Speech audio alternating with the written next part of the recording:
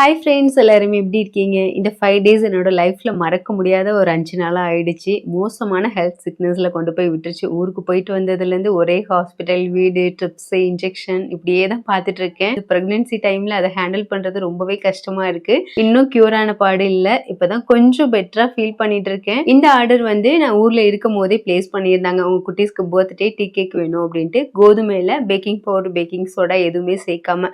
இதோட recipe already நம்ம சேனல்ல இருக்கு. தேவைப்பட்டா செக் பண்ணி பாருங்க. டேஸ்ட் ரொம்பவே சூப்பரா இருக்கும்.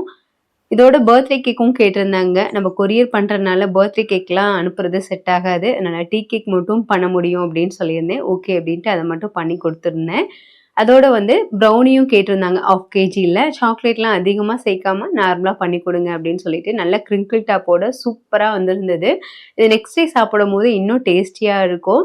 ஒரு பீஸ் மட்டும் தான் மிச்சமாகும். இது எல்லாமே ஃபிளிங் ரேப் போட்டு பேக் பண்ணி எடுத்து கொடுத்துட்டேன்.